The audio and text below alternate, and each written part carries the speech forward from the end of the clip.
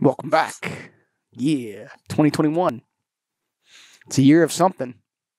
But if it's not, you want to stay easy. You want to keep it easy with Keystone Technologies. You go to KEYSTONETECH.com. Keep it easy, Greg. Like fixtures. Yeah, that's right. Fixtures, tubes. What else? Retrofit kits. Interior, exterior, everything. Keep it easy. Sign Hero. Well, that's a nice one too. Sign Hero. Ooh, Sign Hero is so swanky, actually. Yeah. Often imitated, never duplicated. There you go. What's up, Greg? All right. We're talking about something that has been a hot topic in the lighting industry. And we've had some podcasts on this. But it's been around now for, how long has COVID been around? 8 months, whatever it is, 7, 9 months, 10 months? Feels like 50 years. 50 years, okay. So because of that, what became hot in lighting was UV, is UV. Mm-hmm. Is it a fad, Mike? Is it a fad? Is UV lighting a fad? That's what I'm wondering. Because let me give you why I asked that. It's because hot and heavy, it came out, March and April. And we were putting it out there in May, and we tried a few things, sales processes to get it. Sold a few, not a lot, a few. And I've talked to other people that are like, "Oh, we're selling so many of them," and you find out how many they're actually selling, and in their opinion, that's a lot, but in my opinion, that's not a lot. So whatever it is, like to me, a lot needs to be more than 10 customers that buy it. 100 customers is a lot. I don't know. Everybody's gauge is different, right? But it didn't appear to have massively taken over. It hasn't appeared, in my opinion.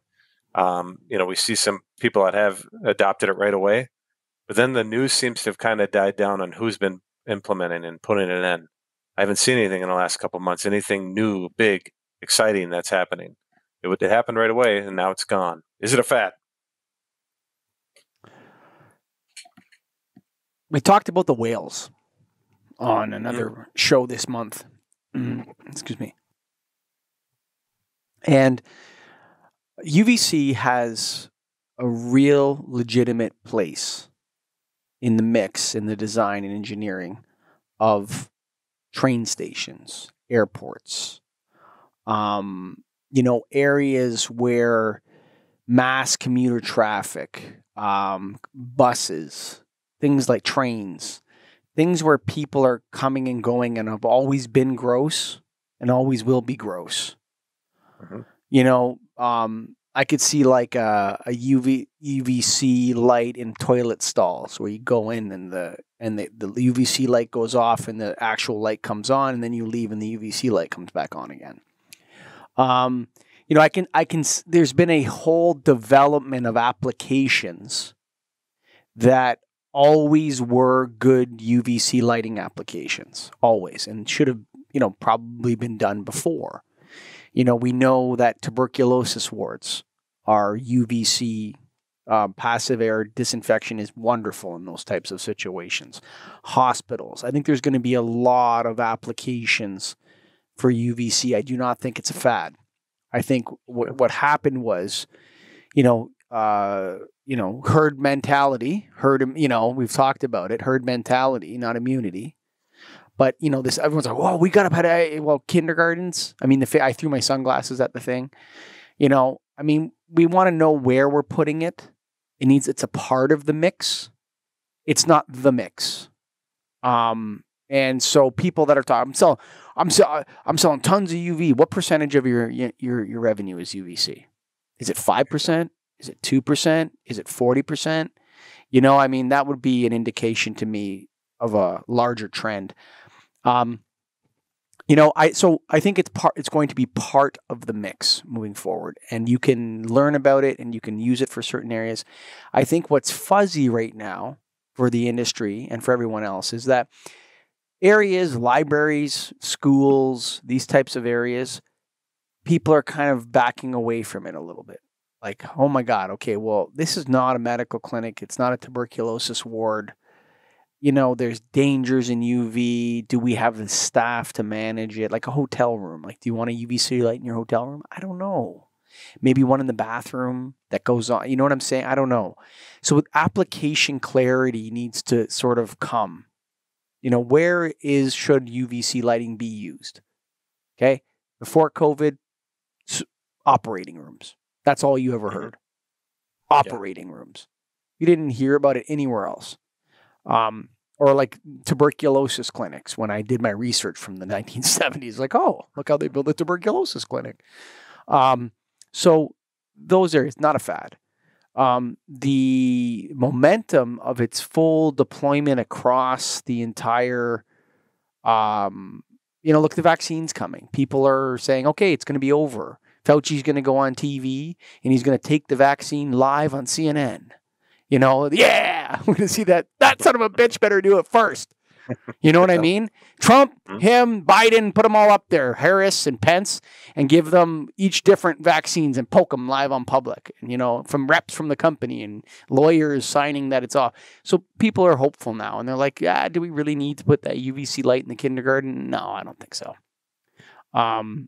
So there's a fad. There was like a bubble, that burst. But when those bubbles burst, they always leave other areas where it really made sense. So sure. There's the areas where it actually makes sense. I think public transportation is a place that it makes sense. I mean, would you be like, let me ask you this. Yeah. If you found out that Canada Customs, when you walk through, you're going to be irradiated for 2 minutes as you walk through something, an area of the airport, would that offend you? If it didn't harm me, no. I mean, it's harmful if you stay in it, but if they say, like, this is an irradiation zone that you have to go through to come into Canada, and you walk through it for 2 minutes and, whatever, shield your eyes. I think people would go, well, like that's an example of, hey, you know what, should I go to Canada or not? Yeah. It's like you got to go through that. Or like there's passive air disinfection in Central Station, New York City or whatever, where it's pointed up at the ceiling and stuff like that. These applications will remain. Now, if you heard that, knowing what if you heard that, yeah, Owen's putting in Owen's classroom, I shouldn't be saying your kids' names on the thing, but whatever, they're putting in active surface disinfection in his classroom. You're gonna be like, well, hang on a second, who's doing it? You're probably going to get involved in that. Yeah. Greg just joined the parent teachers committee, actually. What are you guys doing? See what's happening. Yeah. Hang on. How does this work? Oh, no, it works on an occupancy sensor. Hang on a second here. What occupancy sensor? How does it work? There's going to be applications where people just accept that that's UVs needed there. Washroom in an airport. Sure. No brainer, man. No brainer. Where people are blowing their nose and all that kind of stuff and coughing and whatever they do in washrooms and airports. Those areas are going to be standard UVC applications moving forward, not a fad. So we had the bubble, boom, but it's always those bubbles leave something that is actually legitimate. And I think there's tons of legitimate applications for UVC technology, whether it's surface or air, passive, active air. The final point, you want the final point? Yeah. I think it could be part of a hygiene theater mix. Okay. Right. So, and the safe way is active or passive air disinfection, right? So where the UVC light is hidden from any human eyes or anything like that. And where, hey, look, the green light is on. What does that mean? That means all the COVID is dead in here. Oh, okay, great. Yeah, it's like a bug zapper for COVID. We suck all the COVID in there and it kills it all. When that green light is on, when the yellow light is on, it means we need to change the Whizzle Dog filter or whatever it is in there. But when that green light is on, no COVID. Oh, awesome. Okay, great. Move on. So it can be part of a larger hygiene theater strategy, and there's nothing wrong with theater, dude. It's part of life. This is a stage anyway. We're all players on it. And there's a lot of people that are legitimately afraid of the virus. Like they're legitimately scared. And so maybe the lighting industry treats them to a little bit of theater. I mean, I'm sure it does something. I'm sure like that, sucking that air in there and all this sort of stuff. And if that makes people feel safe, what's that worth? Right. That's worth a lot of money to a food court in the Mall of America. Peace of mind, and people are comfortable going there. Absolutely. Yeah, the green light's on, bub. See that green light up there? It's on. So we're good to go. There's no COVID in this air. right? Yeah. So I think, no, I don't think it's a fad. I think it's going to be I think it's going to grow. I think the hysteria will go down. Yeah. But the revenue will continue to rise. We'll get after it then. Yeah, Let's man. go. All right. But before we go, we're going to keep it real easy. We're going to go to Keystone Technologies. That's KEYSTONETECH.com.